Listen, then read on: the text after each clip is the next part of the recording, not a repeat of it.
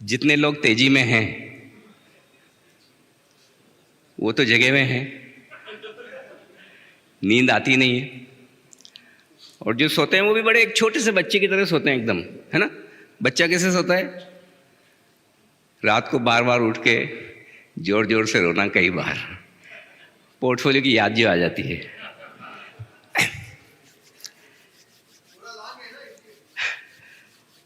शुरुआत एक ही सेंटेंस से करना चाहूंगा जो पिछले हफ्ते ही मेरे दिमाग में आया, चैनल पे बोला और वो वायरल सा हो गया। मंदी टेम्परेरी है, तेजी परमानेंट है।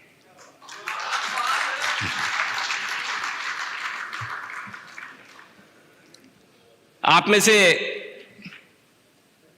कितने लोग थोड़े इस वक्त उदास हैं, परेशान हैं, दुखी हैं? ये पिछले 3 मिनट छोड़ दीजिए जब से मैंने शुरू किया, उसके पहले की बात कर रहा हूं।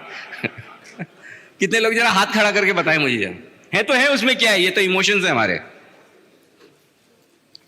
राहत इंदौरी साहब का एक शेर है, लगेगी आग तो आएंगे कई मकान जद में।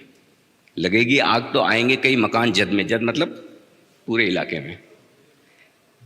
इस मोहल्ले में सिर्फ हमारा मुकाम थोड़ी है।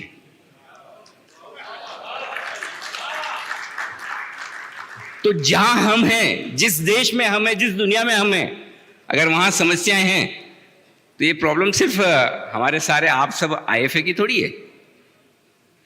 प्रॉब्लम अगर सबकी है तो हम सब मिलकर झेलेंगे, हम सब मिलकर उससे बाहर निकलेंगे।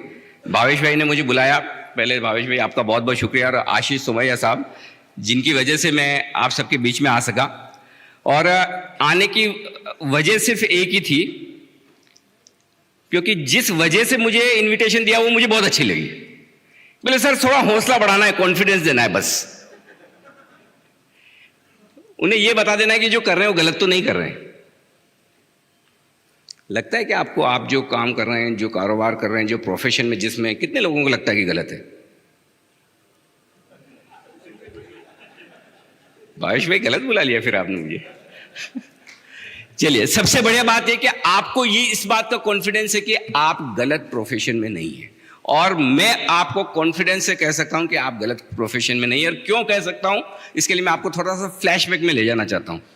और ये फ्लैशबैक थोड़ा नहीं, थोड़ा सा ज्यादा है। 97-98 वहां से लेकर 2004-05 तक, 1998 से 2004-05 तक मैं भी आप ही की तरह आईएफए हुआ करता था।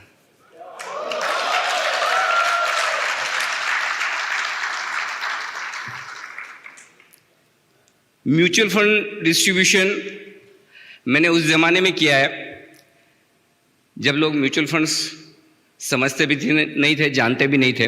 और मुझे अच्छे से याद है,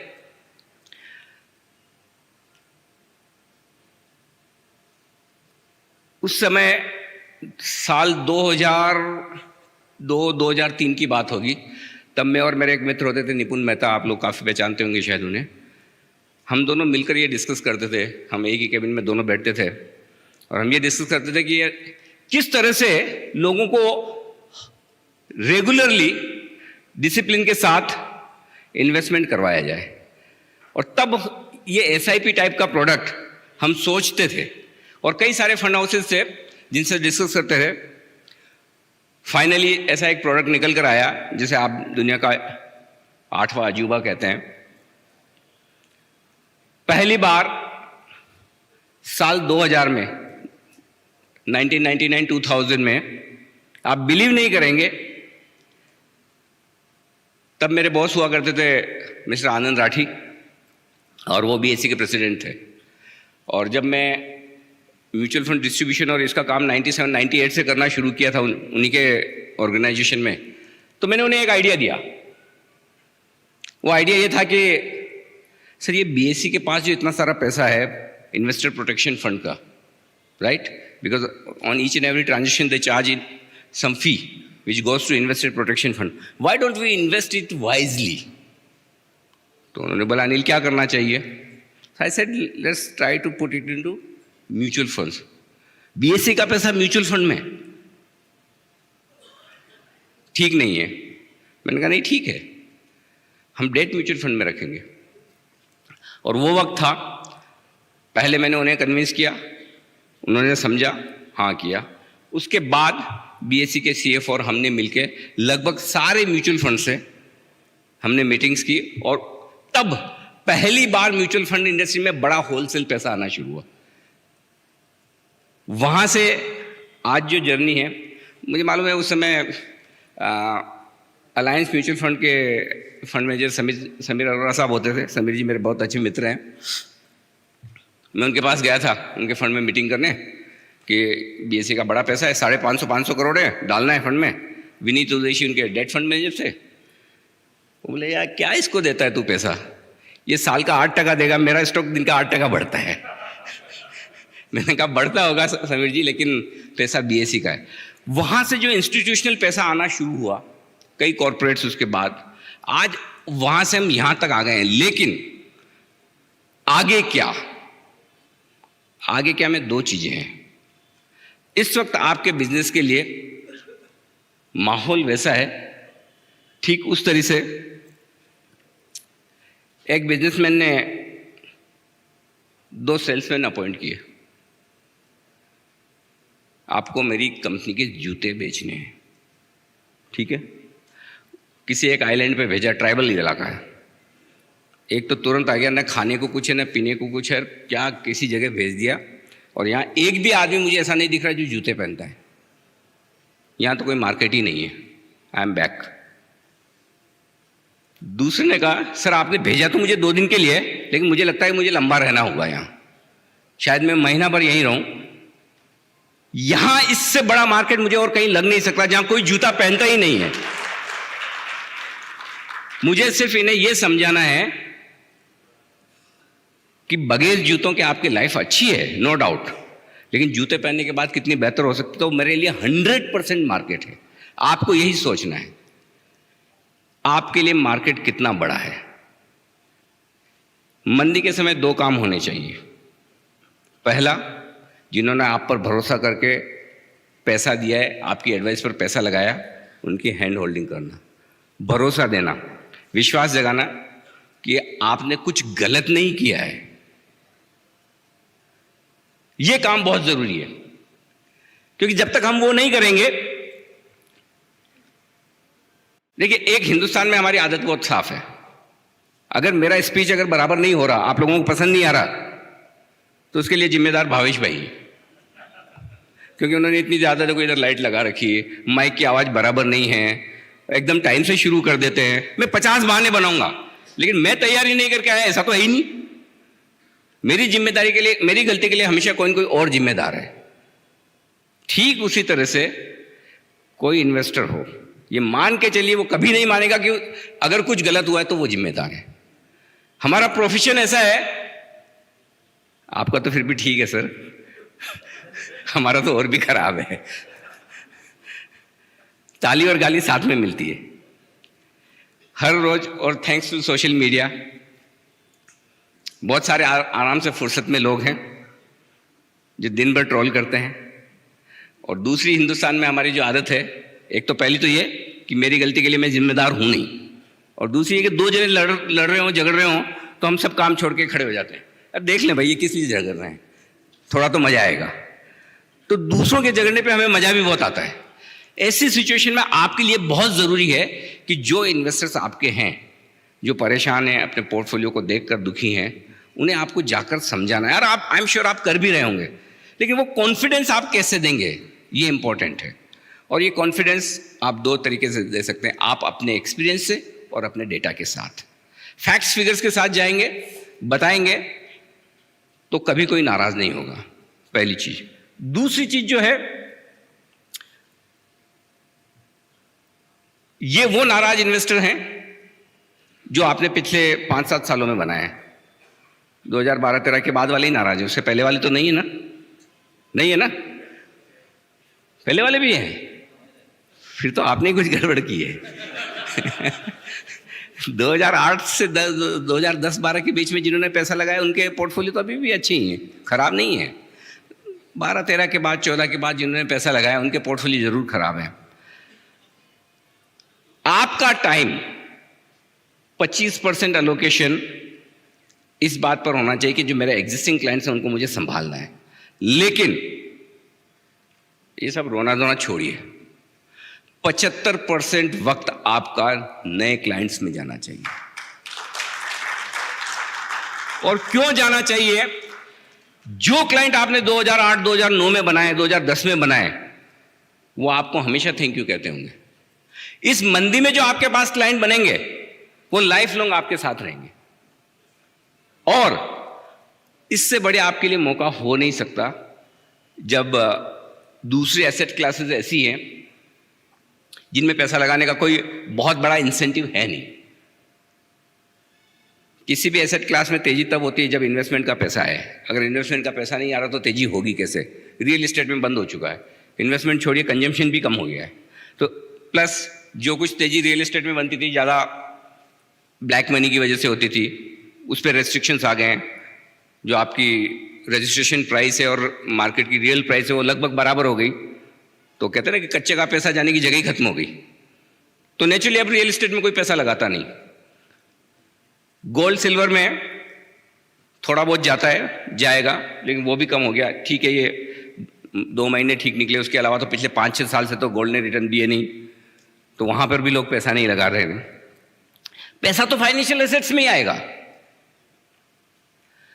लेकिन उन फाइनेंशियल एसेट्स में आपको ये बताना है कि क्यों आप दूसरे से बेहतर है। आपको अपने आप से सवाल पूछने हैं कि क्या आपके जो क्लाइंट हैं उनकी आपने टाइमली सही से सर्विसिंग की? क्या आपने कितने लोगों को जैसे ही लगा कि आईएलएफएस का इशू हो सकता है, जिन फंड्स का आईएलएफएस में एक्सपोजर है या कोई भी और ट्रबल्ड कंपनी हो, उसमें से आपने उनको एग्जिट करवाया है? ये चीजें आपको सवाल पूछने हैं। अगर आपने नहीं किया तो फिर क्लाइंट का नाराज होना लाजमी है, क्योंकि वो एक्सपेक्ट ये करता है। आप उसे रोज, आप मुझे रोज पूछेगा जाते हैं, Anil ji how are you, मैं भी स्माइल कर रहा हूँ, ठीक है सर, सब बढ़िया है। लेकिन जिस दिन मैं बीमार हूं उस दिन आपने पूछा क्या? जिस दिन मुझे जरूरत है, मैं हॉस्पिटल में एडमिट हूं, अरे आज तो मेरा बहुत बिजी काम है, आज तो मेरी क्लाइंट मीटिंग है, आज तो ये है, आज तो वो है, उस दिन आप आके मुझे पूछते, उस दिन आप बोलते कि मैं 2 घंटे आपके लिए हॉस्पिटल में रुक जाऊं, तब तो मुझे लगता है कि आप वाकई में मेरे तबीयत पूछने, मेरा भला चाहने वाले हैं, मेरे शुभचिंतक हैं, वेल विशर हैं। तो आप भले ही अपने क्लाइंट से रोज बात ना करें, रोज ना समझाएं। दिक्कत एक ही है, जब मुश्किल वक्त है उस वक्त आपने उन्हें संभाला है क्या? उस वक्त आपने उसे सही एडवाइस दी क्या? चक्रव्यूह में घुसाना आसान है, निकालना मुश्किल है। और आपका काम यही होना चाहिए कि इस चक्रव्यूह में से कब कैसे किसको निकालना। अगर एक क्लाइंट का आपने कभी किसी वक्त पैसा बचा दिया, मैं कह सकता हूं दावे से, उस जिंदगी में कभी आपको छोड़ेगा नहीं, बदलेगा नहीं। दिमाग से निकाल दीजिए, भूल जाइए कि ये बिजनेस खराब है। वैसे तो आप बोल नहीं रहे, लेकिन दिल में तो है, क्वेश्चन मार्क तो आते हैं, कुछ और करें क्या? कुछ और कर सकते हैं, करना भी चाहिए, लेकिन क्या जो कुछ और करने का आपके मन में आ रहा है वो अभी जो कर रहे हैं उससे बेहतर है क्या? अगर ABCD शुरू से सीखनी है तो फिर यहां पर तो जहां भी RST जहां तक पहुंच चुके हैं वहीं से आगे Z तक जाइए, यहीं पर मेहनत कीजिए, ज्यादा बेहतर होगा, बजाय इसके कि आप कुछ नया सोचकर नए सिरे से शुरू करें। ये चीजें होंगी, देश में बदलेंगी, आपके ट्रायल कमीशन भी कम होंगे, आपके कमीशंस कम होंगे, डायरेक्ट प्लान्स, दिक्कत आने वाली है, आ रही है। लेकिन इन सब के बीच में क्या आपने कभी एक चीज सोची है, जो आपके पास है वो डायरेक्ट प्लान्स में नहीं है? क्या है वो फर्क? किसी ने सोचा है? कोई बता सकता है मुझे? बस आपका पर्सनल टच, दिल से दिल की बात करो। आपके क्लाइंट को यह लगना चाहिए कि यह बंदा मेरा भला सोचता है, मेरे लिए खड़ा है, वो फील आप दीजिए उसे। मैं आपको ईमानदारी से बताता हूं, मेरी सक्सेस का, अगर आप मुझे मानते हैं, या जो कुछ भी मैं आज जिंदगी में आज यहां तक पहुंच पाया हूं और आपसे बात करने लायक हूं, सिर्फ और सिर्फ एक ही चीज है और कुछ नहीं। मैं मेरे दर्शकों से दिल से बात करता हूं, सीधा, बीच में कोई लाग लपेट नहीं है।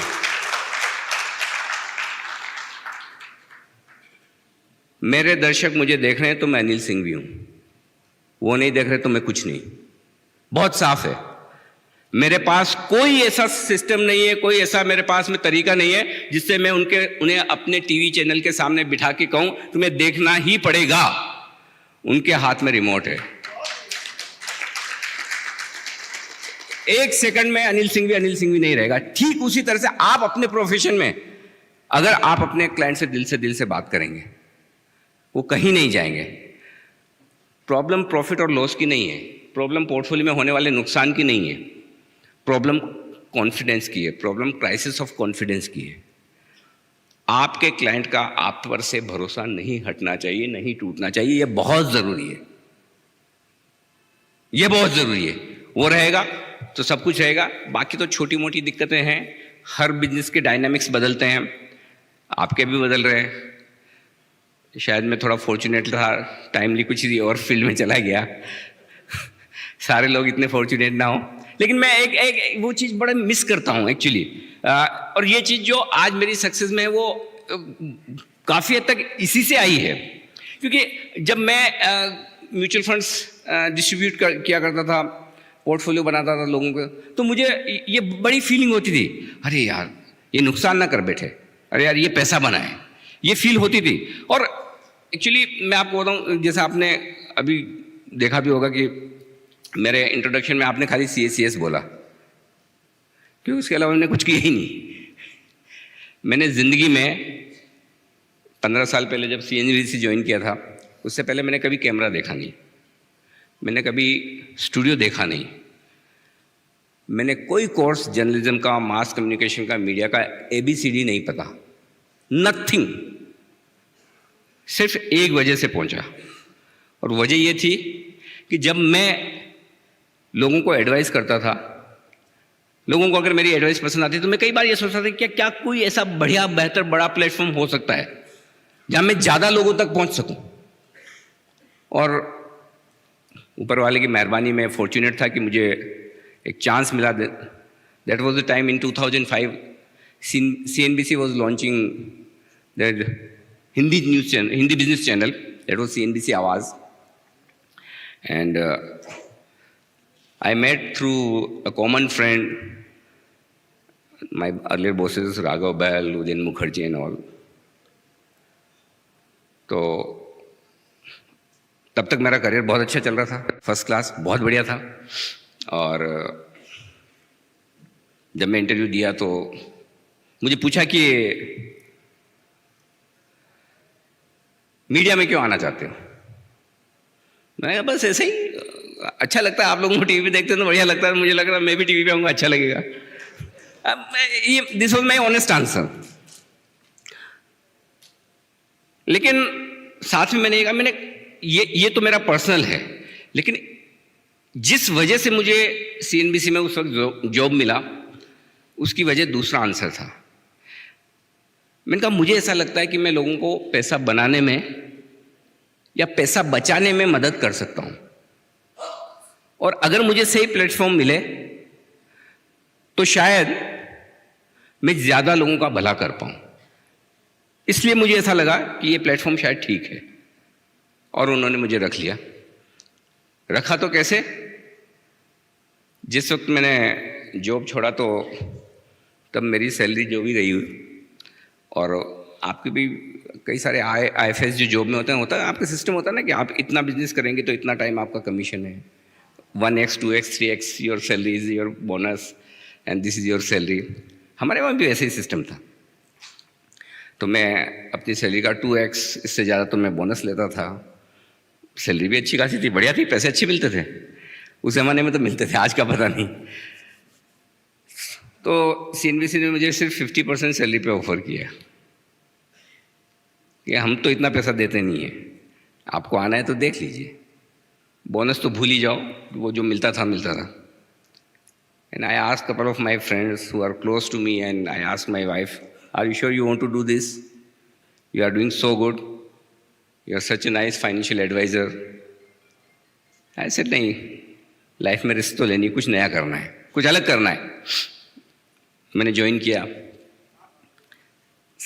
ईमानदारी से बता रहा हूँ, 1.5 2 साल ऐसा लगे कहाँ गया, क्योंकि मीडिया का सिस्टम कैसा है, एक स्टॉक ने 3 सर्किट लगा दिए ऊपर, ठीक है, रोज 10% बढ़ रहा है, 15% बढ़ रहा है, हम चिल्लाएंगे अरे इस स्टॉक में 3 में 35% की रिटर्न आ गया।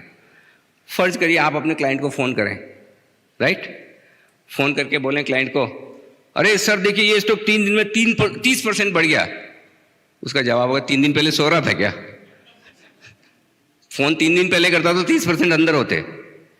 So the way business journalism and stock market coverage was done was quite different than what actual world is, what real world is. So it took me lot of time and energy to convince my bosses that this is not the way we should be doing. We need to change. We cannot be just in a business where we pass information and tell people that this is happening. We are business channels and we have to make sure that we help people in making money. और वो तभी हो सकता है जब आप पहले बताएं, बाद में बताने का कोई फायदा नहीं है। सिमिलरली आपके केस में भी यही है, आपको जो बताना है पहले बताना है, बाद में बताने का फायदा नहीं है। और वो एक स्टेप अगर आप आगे हैं किसी और से, आपको एक बात बताऊं, नाम मत पूछिएगा। मेरे पास आज भी इस वक्त 2 फाइनेंशियल एडवाइजर हैं जिनके थ्रू मैं पैसा लगाता हूं। मैंने जिंदगी में अभी तक एक भी बार डायरेक्ट प्लान में पैसा नहीं लगाया।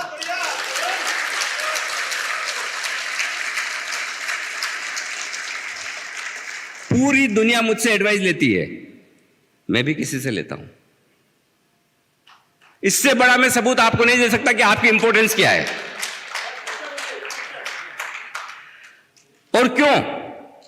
वो इसलिए, मुझे कई बार है ना, जब मैं ब्रोकिंग हाउसेज में भी मैंने जॉब किए हुए हैं, तो लोग मुझे कहते थे कि अरे इसकी ब्रोकरेज बहुत ज़्यादा है, इसका कमीशन बहुत ज़्यादा है, आपका ये ऐसा ज़्यादा है, वो है, इसकी वजह से हमें लॉस बहुत होता है। नहीं, आप जो कमीशन चार्ज करते हैं अपने क्लाइंट से, आप जो सर्विसेज देते हैं, कभी आपका क्लाइंट उस वजह से लॉस नहीं कर सकता। ये गलत है, एकदम गलत है। अगर लॉस होता तो इस वजह से होता है कि आपका मार्केट पे, स्टॉक पे या इन्वेस्टमेंट पे कॉल गलत था। अगर आप ये सोचेंगे कि मुझे इन्वेस्टमेंट एडवाइजर नहीं चाहिए और मैं बड़े पैसे बना लूंगा, तो आपसे बड़ा बेवकूफ कोई नहीं है। ये बहुत साथ साथ में सारे लोगों को कहता हूं, ठीक है आपको छोटा मोटा बुखार है, क्रोसिन पैरासीटामोल खा लिया आपने अपने हिसाब से, लेकिन 3 दिन बुखार नहीं होता तो जाएंगे ना डॉक्टर के पास। एक और चीज आपको कहना चाहता हूं जो मुझे बड़ी दिल से चुभती है, और मैं आज बिल्कुल दिल से बात कर रहा हूं भावेश भाई, ये आप सब लोगों के साथ प्रॉब्लम है, और ये मैं कई सालों से, मुझे नहीं पता आजकल कम हो गई हो तो मुझे नहीं पता, मैं थोड़ा आजकल आप लोगों के टच में कम हूं, उतना बात नहीं हो पाता। कोई आपके ध्यान में ऐसे डॉक्टर हैं जिन्हें अगर मुझे चेक वेक करवाना हो या किसी को भेजना हो तो वो फ्री में सर्विस देने वाले कितने डॉक्टर हैं? एक आप ही के पास है। कोई इंजीनियर, कोई आर्किटेक्ट, कोई इंटीरियर डेकोरेटर, कोई ऐसे हैं जो फ्री में एडवाइस देते हो? किसी डॉक्टर को आपने शादी वादी में या कहीं पार्टी में, बर्थडे में मिल गए और पूछा होगा सर आजकल घुटने में बड़ा दर्द होता है, कुछ बता दीजिए ना, दवा मैं घर जाके ले लूंगा। कभी ऐसा हुआ है? किया है आपने? तो फिर इन्वेस्टमेंट एडवाइस क्यों? आपको मुझसे एडवाइस चाहिए, मेरे ऑफिस में आइए, मैं आपको पूरी तरह से ढंग से एडवाइस करूंगा, आपको देखूंगा, समझूंगा, आपका डायग्नोसिस करूंगा और उसकी बात बताऊंगा। प्रॉब्लम यही है, अनिल जी क्या लूं, ये ले लो यार, ठीक है, बाद में कहा अनिल जी, बढ़ गया शेयर तो उनका नसीब, घट गया तो अनिल जी को गाली। जितना जिम्मेदार वो है उतना अनिल जी भी है। अगर आपको एडवाइस चाहिए, प्रॉपर एडवाइस मिलेगी। सबसे बेस्ट फंड कौन सा है? आपने भी 2 बोल दिए चलते चलते, यार यही बढ़िया है सब। अब उस अभिमन्यु को आपने घुसा दिया चक्रव्यूह में, न तो वो निकल पाएगा, ना निकालने की आपकी जिम्मेदारी है। फिर वो आपको भी गाली देगा, आपके प्रोफेशन को भी देगा, मार्केट को भी देगा और सबको देगा।